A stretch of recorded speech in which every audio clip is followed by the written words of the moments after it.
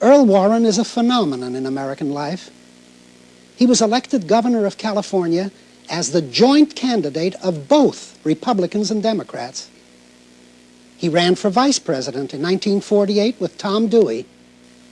Many liberal Republicans believed that this was a kangaroo ticket, much stronger in the back than in the front. He was called to Washington by President Eisenhower to become Chief Justice of the United States, and his 13-year tenure was seeded with epoch-making decisions. Few interviews that I have had with distinguished public leaders have been as pleasantly stimulating. That sunny, wholesome personality shines through, and it explains how, as Chief Justice, Earl Warren could have brought off so many nearly unanimous decisions on the most controversial issues in American life. Now, I know the rules of this discussion. You made them very plain. You wanted to be perfectly certain that we would not get into any discussion which would be interpreted either directly or indirectly as judgment on what's happening today with reference to the court and ancillary activities. I respect that. And yet, knowing full well the political consequences of a commission that would investigate the assassination of President Kennedy, inevitably, regardless of how objective the chairman of the commission and the commissioners themselves would be, willy-nilly it would have to become part of the political scene and the hurly-burly of politics. You accepted the chairmanship of what became known as the Warren Commission. Yes. What is the story in back of that, if I may ask that? Well, it's a very, very simple one. The members of the court, and including me, have always been of the opinion, since I have been there, that the members of the court should not serve on presidential commissions, because it does take them into the realm of politics, or so perilously close to it that it's really a departure from the judicial process. And I had expressed myself to that effect, not only in the conference, but publicly on a number of occasions. And I was thinking back to the old Tilden Hayes affair, you remember, when they had 2 members of the Supreme Court, or 3 members of the Supreme Court, and 3 members of the Congress, and 3 members of each house of the Congress, to determine that election, which was a political thing entirely. And they did, and it caused great havoc in our country, and caused a whole change of approach to our constitutional problems. And we thought that, or I did at least, that a justice never should do anything of that kind again. There were those who were very critical of Justice Roberts going over to Hawaii to investigate, as head of a commission, Pearl Harbor, the attack. Yes. And there were those who were very critical of Justice Jackson leaving the court for a year to go to Nuremberg, yes, on the trials of the Nazis. And so we were very, very much agreed that it just wasn't good policy for us to do anything of that kind. And so when President Kennedy was assassinated, the president sent the Attorney General and the Solicitor General over to see me and tell me that he wanted to set up a commission, and he'd like to have me be the head of it.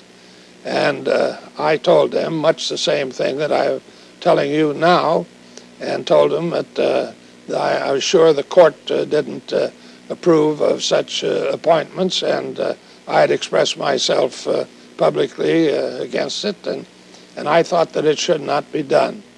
And I made certain suggestions to him as to other people whom I thought might do the job just as well, and let it go at that. Well, in about 2 hours, I got a call from the White House, and it was President Johnson asking if I could come up to see him, and I said I could. So I went up there, and he told me that he felt that conditions around the world were so bad at the moment, and mind you, this was only just a few days after the assassination. Every kind of rumor was things were so bad that he thought it might even get us into a war, and a nuclear war.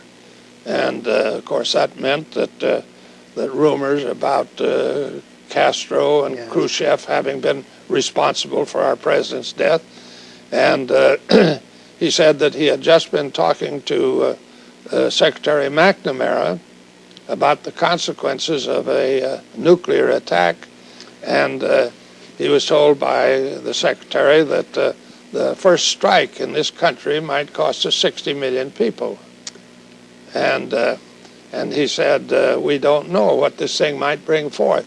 And he said, I've arranged to have Senator Russell and the senator on the Democratic side and Senator Cooper on the Republican side serve on such a commission. I've arranged for the Congressman Ford representing the Republicans and the congressman from Louisiana, who's now the whip of the Hale Boggs? Yes. And then he would get two prominent lawyers from the outside, John McCloy, who had served greatly in our government, and Allen Dulles, who had been head of the CIA for some years.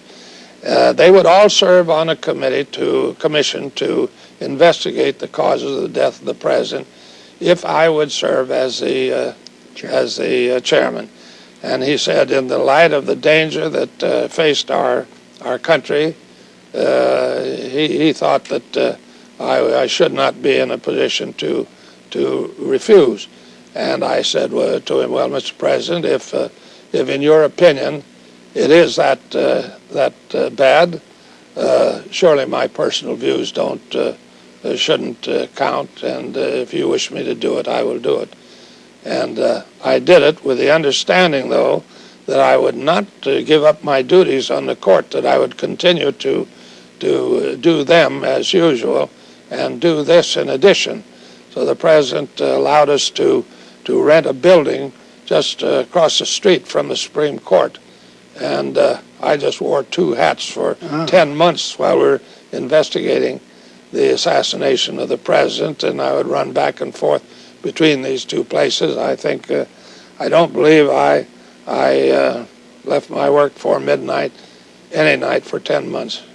As you looked back on it, did you get the impression that the president was overstating the danger when he indicated that there might be a nuclear war? Had the rumors reached such a stage? Well, I have no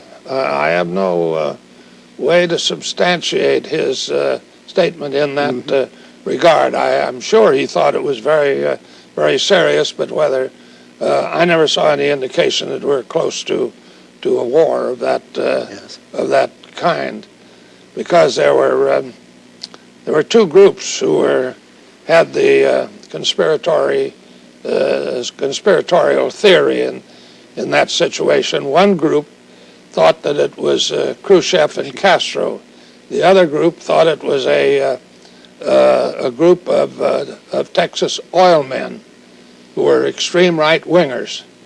And we explored both of those theories for 10 months and found no evidence that either of them was involved in it. But strange enough, those two groups who had the conspiratorial theory joined in condemning the commission because they didn't find a conspiracy. Yes. And we found no evidence of any kind that there was any conspiracy. In the years that have passed, of course, there's been a whole stream of books and theories, and this has become one of the great whodunits in American history and in literature, for that matter. As you look back on the Commission's report now, how do you react? Is there anything there now that you feel needed revision? I have read everything that has come to my notice in the press, and I've read some of the documents that have criticized the, the commission very severely. But I have never found that they have discovered any evidence of any kind that we didn't discover and use in determining the case as we did. It's everything that has been written has been conjecture. This might have happened. This could have happened, and so forth. But there has been no evidence of any kind developed to contradict what is in our reports. And you know, we filed not only a report of 1 volume on this, but 26 volumes of all the evidence that we took from hundreds of witnesses. And to think that they never have been able to find one witness to add to what we found at that time is pretty good evidence that we went into it thoroughly, and there's no reason why we shouldn't, because we had the Department of Justice presided over by the brother of the deceased president. We had the FBI, that's a great bureau of that, was working hand in glove with us, and at the at the express direction of the president.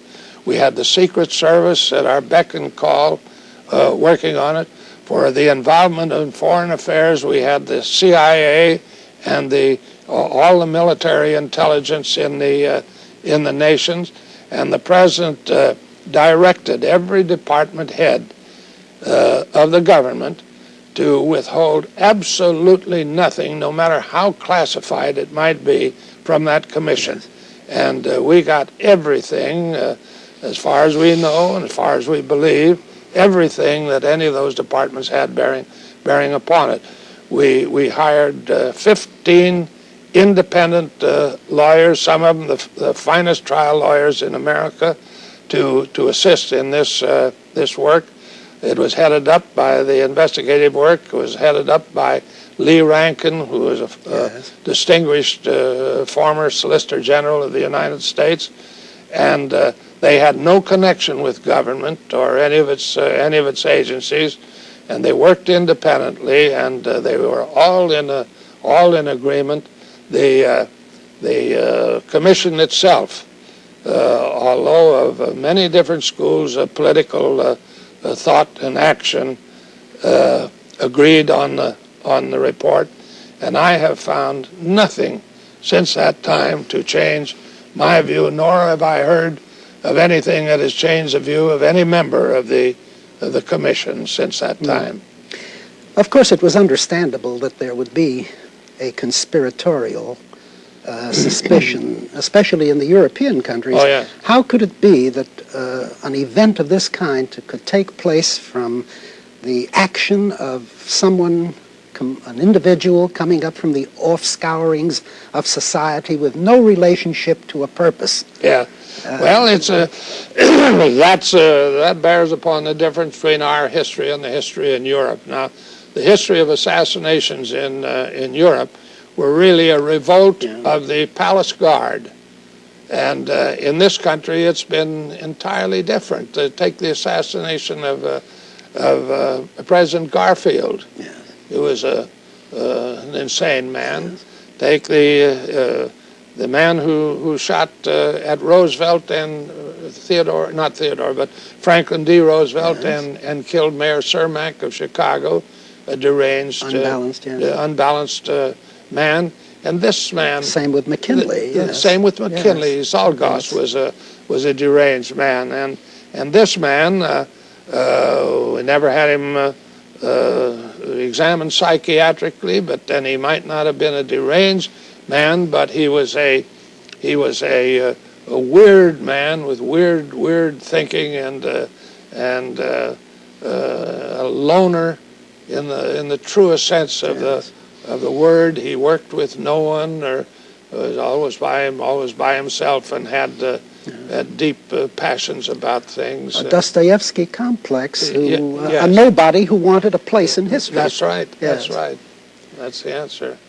It was really a simple case that would have taken normally only 2 or 3 days to try in the courts had he been available for trial. But he was shot by Jack Ruby, you know, before he could be tried.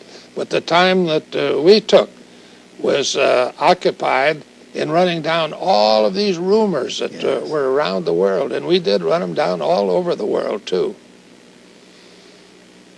Well, then the president was right in asking the Chief Justice of the United States, with all the prestige attaching to the office, to allay the suspicion that was so natural in every part of the world. Well, I don't think it was unreasonable at all for him to ask it at that time, because you must remember that on that weekend after the president was assassinated, our country was very disturbed, and the world was disturbed too.